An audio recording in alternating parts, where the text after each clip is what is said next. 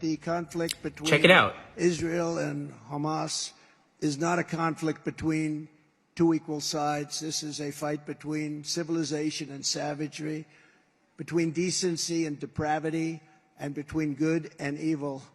There is no comparison between a group that worships death and a group that cherishes life and cherishes our nation.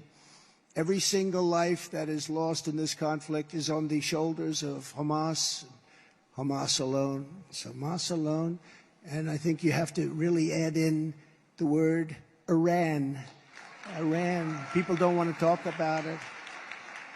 There can be no sympathy, no excuses, and no escape from these monsters, and we will do what has to be done.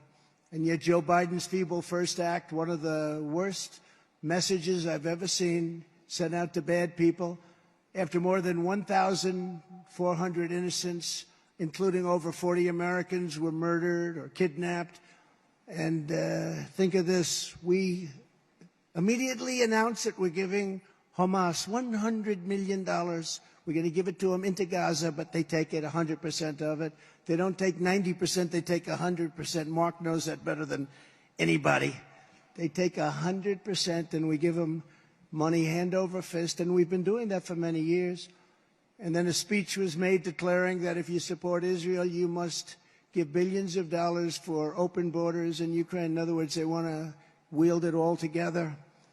And you don't wield it together. They have to all stand on their own. Unlike Biden, he's terrible. Worst president in our history by worst president.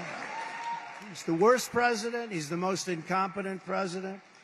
When I'm back in the White House, the United States will stand with Israel all the way, 100%, without hesitation, without qualification, and without any apology. We're not going to be apologizing. We won't be apologizing.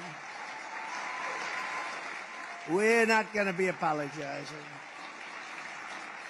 We will fully support the Israelis in their mission to ensure that Hamas is decimated and these atrocities will be avenged. They will be avenged. In many ways, they'll be avenged. I think even beyond what you're thinking about. Joe Biden's weakness caused the attack on Israel. Pure weakness and incompetence.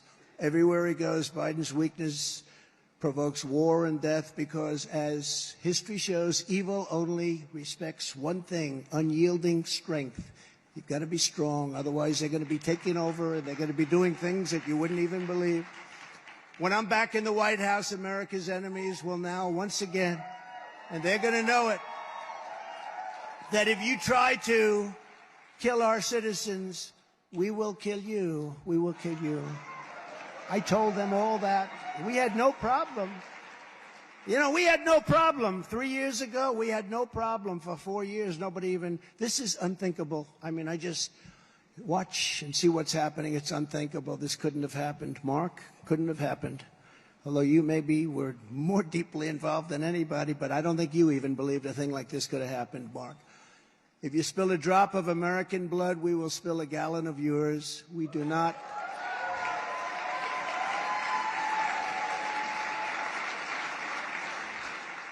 And we're doing it because we want to start peace. We're not going to start wars, but the wars have to be finished oftentimes before the peace. And if you don't do the wars, the peace doesn't happen. And if you're not going to be tough and ruthless like they are, it's not going to happen. We have to stop it. We have to end it once and for all. Under my leadership, we will not squander our strength by trying to build democracies or in quicksand like we try to do. Let's take over a country and let's make it into a democracy. How does that work out? Not too good? Or turn Baghdad into Palm Beach. Palm Beach. Doesn't work out too well.